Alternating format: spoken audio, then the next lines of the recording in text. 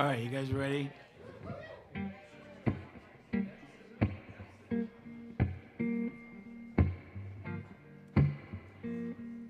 It took too long during that break.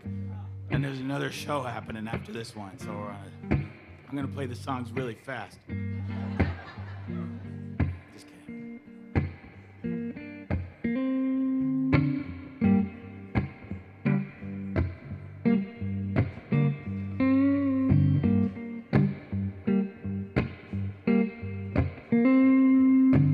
If I try to go, yeah, you would just change my mind. Even if I wanted to, I know what I would do. I would stay behind. Or maybe it's just me. Yeah, but maybe everything's fine. Maybe I'm the problem. Getting to thinking like this all the time, all the time. Oh, nah, nah, nah, not like this. I ain't giving so much just to feel like it. Yeah, not like this. Oh, nah, nah, nah.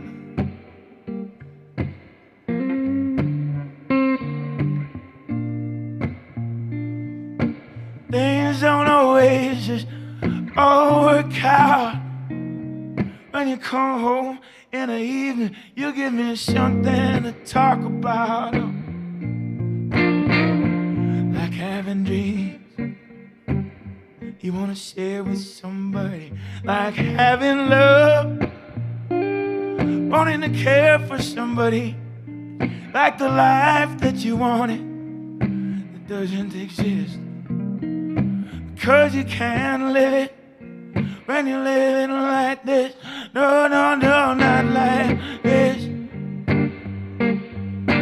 I ain't giving so much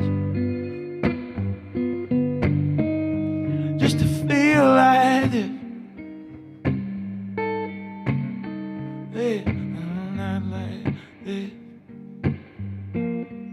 Oh, nah, nah, nah, nah, not like this. No, no, I can't even tell you now. Tell you what I would miss. It's not like this. Oh, nah, nah, nah, nah.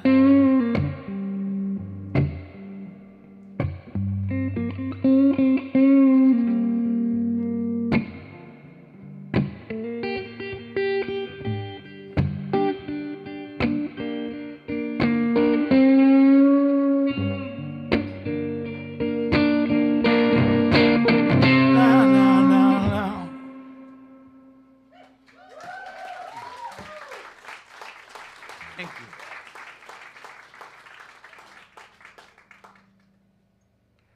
That isn't how the song normally ends. I tried something different. I don't know if it works, but at least it was different. That's from my new album, The Rhine Farm. The Rhine Farm is the nickname of a winery in Sonoma where I got married. It's called Gunlock Bunshoe. And when I was a kid, we used to do theater there. We used to do Shakespeare as a family there. And so it's like a lot of my life's history is tied there. And I'm going to try and play a couple more songs from the new album because that's what I should do, and it's fun.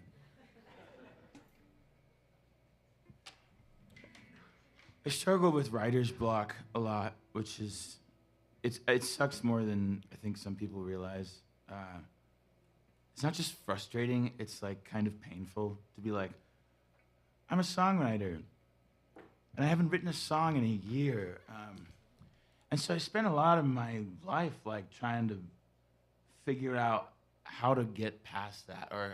And honestly, I feel like I kind of have. But it took a lot of work and a lot of coming to understand things that are so simple in retrospect. And this song is kind of about my journey with that. It's called The Perfectionist. There's a lot of sort of nods to the little literary things and all the little things that helped me along the way. One of which was a bumper sticker on my dad's old truck. It said, "Surely joy is the condition of life." I think it's Thoreau, I think. And my dad loves Thoreau. And he was like, "I hate that bumper sticker." He said that like 20 years ago. And I spent 20 years being like, why does he hate that bumper sticker? He loves Thoreau. And then I wrote this song like a year ago, and I told him that I was like, I referenced that bumper sticker that you hate. He was like, I don't hate that bumper sticker, I was just kidding. Great, I spent 20 years wondering why for no reason.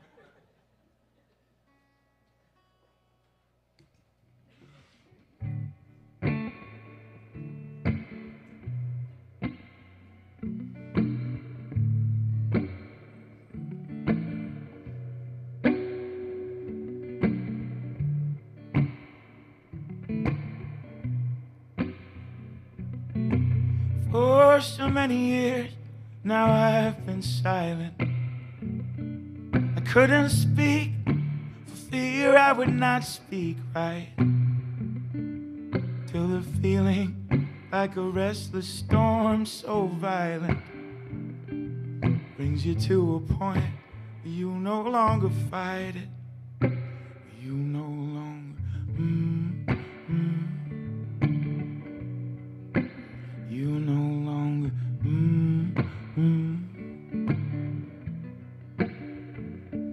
Then the perfectionist, his worries all departed. All the chattering clouds suddenly parted and kept safe like your image in a locket. I found a voice I'd lost in my own pocket. It said, I know that it's rough, babe, when you care so much, but enough is enough. Surely joy is the condition, and I can't say it enough. You can go now and enjoy it, now that you've finally given up. Go now and enjoy it, now that you've finally given up.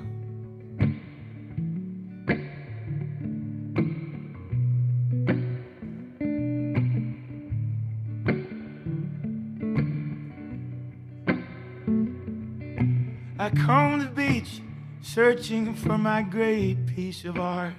I fumbled around the walls for a light switch in the dark. And I learned to love the questions for the answers in my heart. But holding what you love most, it can be the hardest part. The hardest,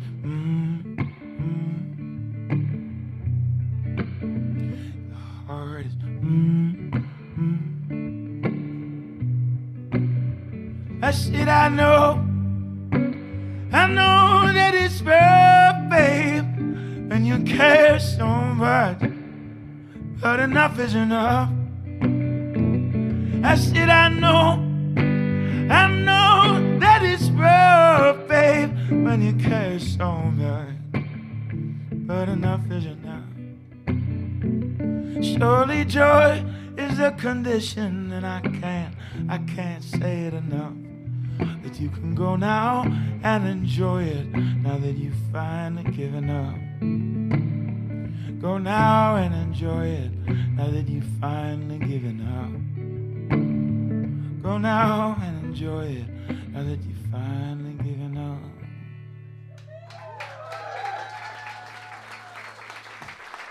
Thank you.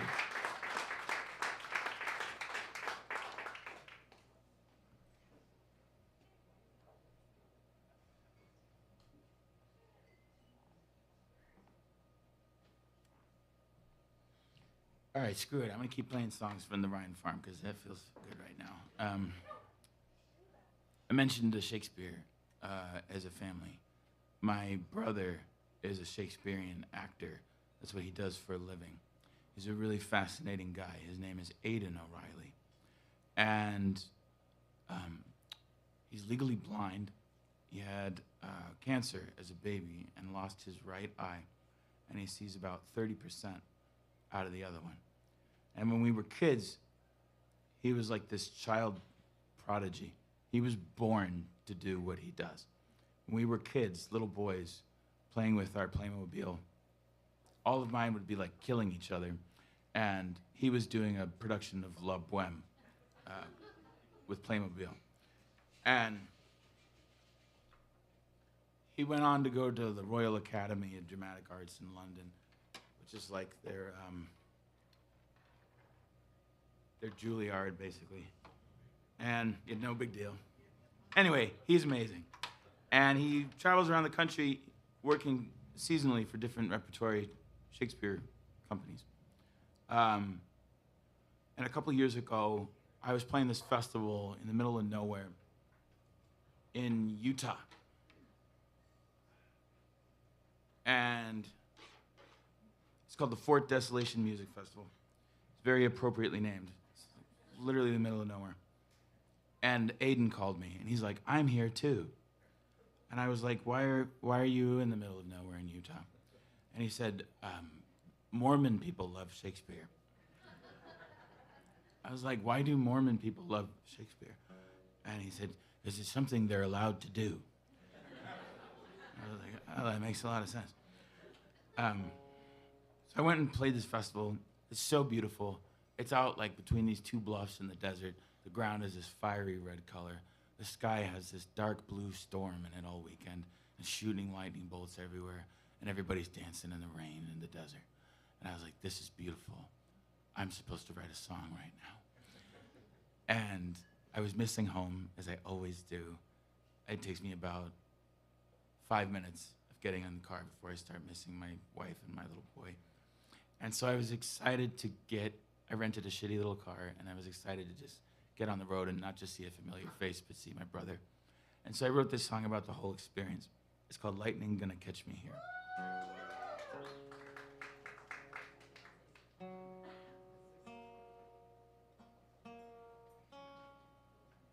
No, not you.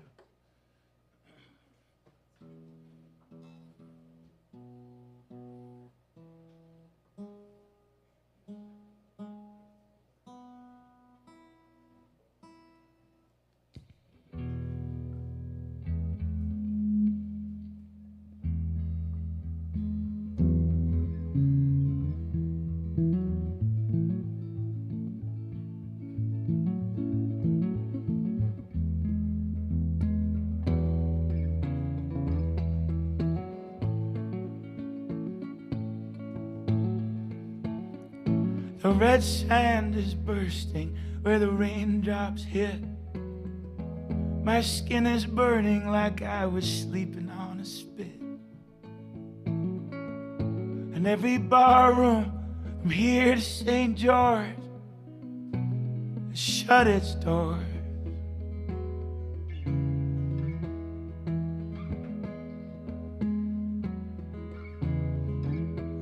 Dark sky is closing in.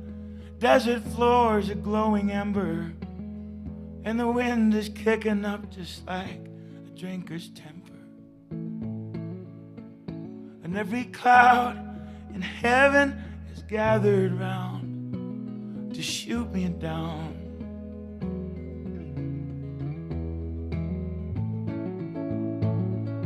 Lightning gonna catch me here.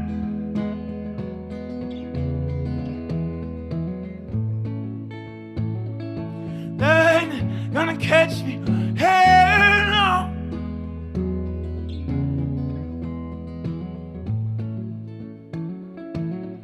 Lightning gonna catch me here.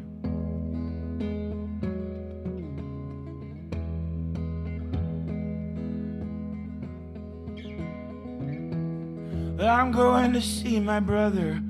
We're down the 89. Sit out on the front porch and try to feel like home sometime. try to feel like home sometime.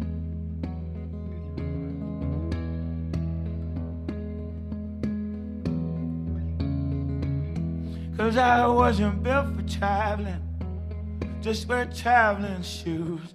Honey, give me a compass and I'll still end up on the news. Lost again, lost again.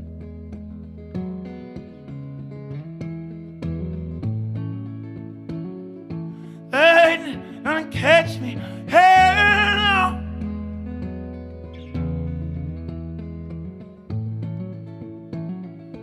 Lightning gonna catch me, hell no.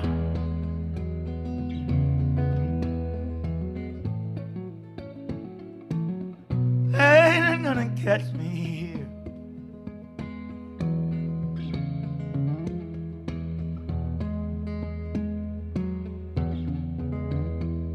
My love's in Carolina with that darling son of mine. I live in California, but I'm trying to get back home to Caroline, get back home to Caroline. It's my wife's name.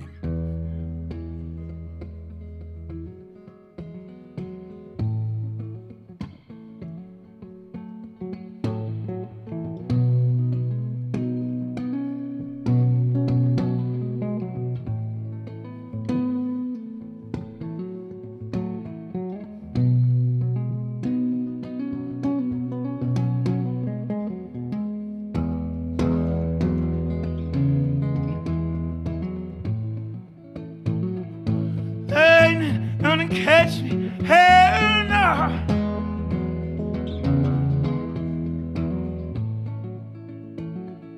Lightning gonna catch me, hell.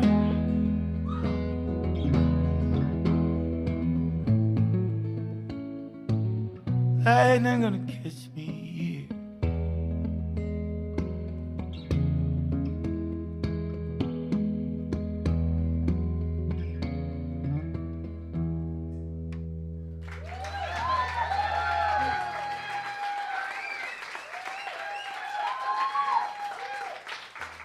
Hey, thank you.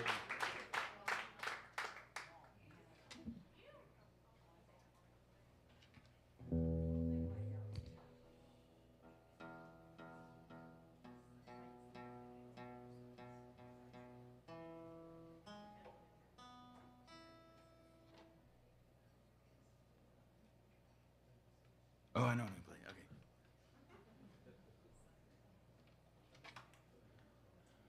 A lot of my favorite stories come from Europe and my adventures there.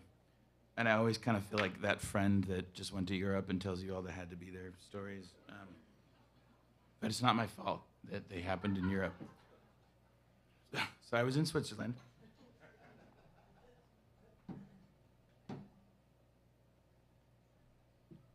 I had my band with me. And we had a day off in this little town called Stans or something. And it's one of those little towns where the church is still the tallest building in town. So we're walking around the church, the outside of it. And we find this little door in the side of the building. And I was like, let's go in the little door. Even though it kind of felt like we weren't supposed to. Which is very uncharacteristic of me. I'm always worried about offending everyone. And so we go in the little door, and it takes us down to an ancient basement, which is actually a real catacombs. And there's human skulls, real ones, like all over the place. And it wasn't like a touristy thing. There was no plaque that was like, these are the skulls. This is why they're here. I had the profound sense that we weren't supposed to be there. And I looked at the guys and I was like, we should really play music down here. So we went back, ran back across town, grabbed the upright bass,